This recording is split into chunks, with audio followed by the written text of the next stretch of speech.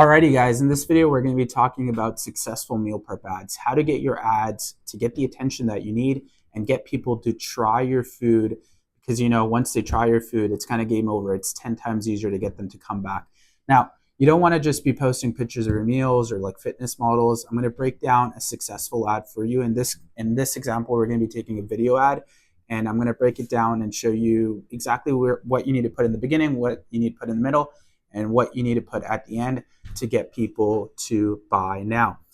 Now, first of all, we've ran over $10 million in paid ads between Facebook, Instagram, and Google over the past 7 years. So, I know a thing or two about successful ads, and all of them that really, really work kind of follow this framework. And they're usually about 45 to 60 seconds. Anything less than 45 seconds, I find it's just not enough information. It doesn't create enough conviction to get them to click now and buy. Anything over a minute, minute and a half, 2-3 minutes, it's a little bit too long and people get bored, okay? So the two things that you're looking to do with every single ad is, number one, get their attention. Get them to stop scrolling. We call this like a scroll stopper. Make it fast paced. Make sure that they continue to engage and actually consume the content. Because if they're not consuming it, it's pretty much useless. And then number two, it needs to have enough oomph in it to get them to actually click now and check out your menu and perhaps buy your product and have a strong offer, okay? So usually we want to do a 60-second ad. The first 10 seconds or the first 3 to 10 seconds is just hooking them in. So this could be anything, literally something random that's relevant. Usually you want to go deep into the pain point. So for example, if it's a cultural meal prep, like if you do the authentic taste of home, maybe talk about the pain of finding actually good, for example, Caribbean or Pakistani or Indian or Filipino food that actually reminds them of the authentic taste of home. Be like, hey, you're probably missing it. You can't get it from restaurants or you can't get it at the right price, whatever it may be. You want to install that pain. Sometimes you can do hooky the first 3 seconds. I'm sure you've seen on social media where somebody is coming off an ambulance, they flip over and then the guy starts the ad from there. They kind of cut to the actual the ad afterwards. So whatever it takes to get the attention, you can try things like that. But what I found to work best is just go for their pain point, okay? Or if you can't do a big pain point, you may want to do a big claim. So for example, if you're an outcome-based meal prep and you help people lose weight, a big claim could work as well. Like, hey, for example, if you do our 14-day trial, you can expect to lose 5 pounds guaranteed if you follow XYZ. Something like that. Whatever your claim is, it needs to be extremely strong and hook them in. And then after that, immediately after the first hook, you want to go into evidence usually. Because you have to remember, a lot of people are making ads and they're making huge claims like, oh, get one free meal, or you'll lose weight, or we're the best meals ever. This is farm to table. Anybody can make claims, but what they can't compete with you on is the evidence.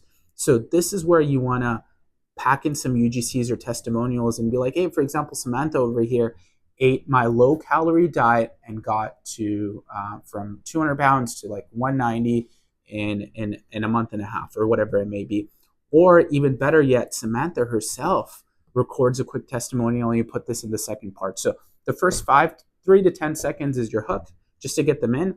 Immediately after that, the next 10 to 20 seconds is evidence. So proof of you actually delivering on that claim.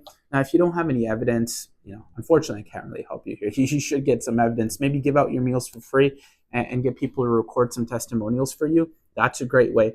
Sometimes I've found big companies, meal prep companies, give influencers their meals for free, sometimes even pay them to record this stuff. But really, you want a more organic, genuine testimonial. So yeah, give out your meals for free. If you're just starting off, to get those testimonials makes a huge difference. And then the third part, the next 20 seconds, is your method, okay? How do you actually deliver on that? So if you're cultural, how do you get the authentic taste of home? Maybe you're importing the sort of ingredients that you need, or maybe you just have a special cooking style, right? So you really want to demonstrate that in the remaining 20 seconds without giving it all away. So you want to create some curiosity. You can't just give it all away because they have no reason to click on it then.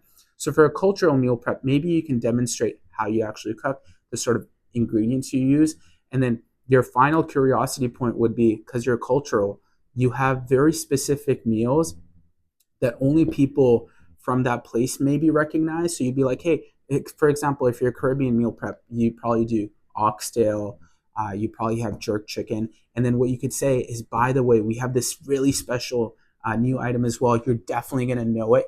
Click the link below to see the menu. That creates curiosity. And they're like, oh, what's like the next item that they're talking about? Of course, they made a huge claim. They're doing the authentic taste. They've given me evidence.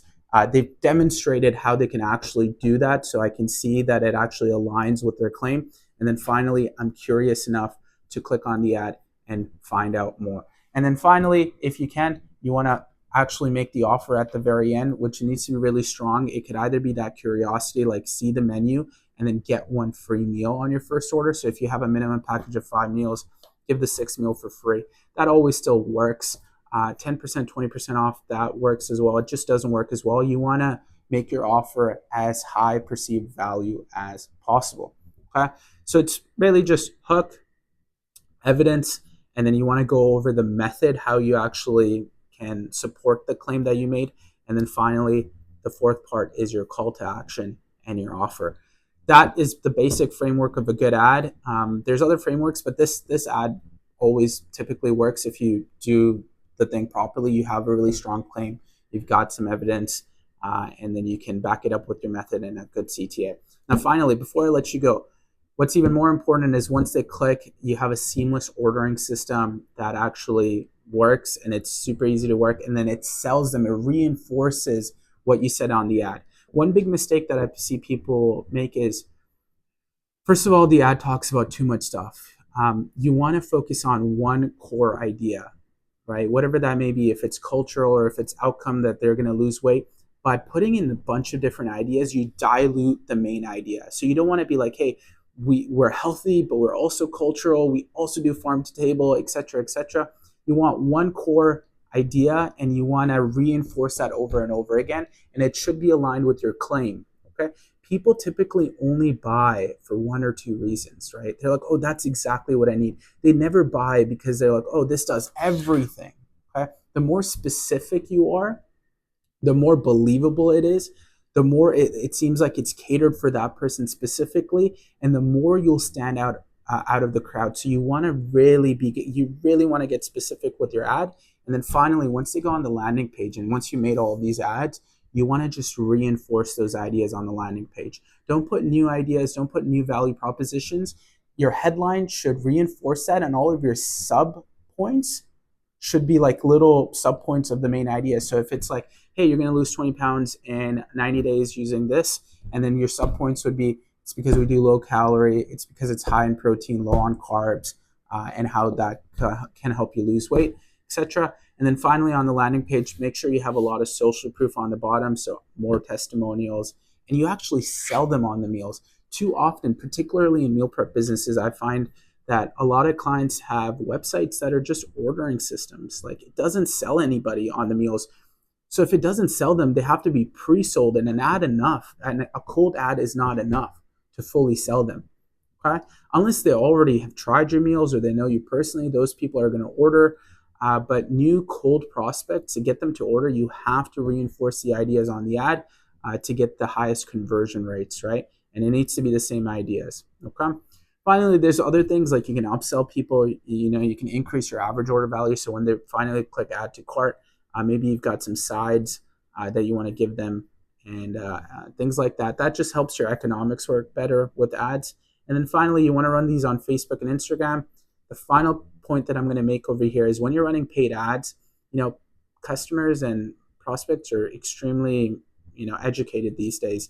They're going to see your ad, and as soon as they see your ad, they're probably going to click on your profile and they're going to check out your social media.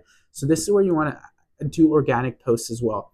Organic posts are not necessarily to get new people in. Like, you're not going to get a lot of likes and comments. You're not going to perhaps get a lot of new people to check out your stuff from organic posts. You're going to get them from ads, but when they do see your ad and they click on your profile and they see all of this content, that is once again going to reinforce the ideas that you're already demonstrating in the ad. It's going to create more trust, and they're going to be more likely to purchase. So you definitely want to have a social media presence, not necessarily to get new people, but to nurture the people that are coming from ads. So good luck with your meal prep business, and I will see you on the next video.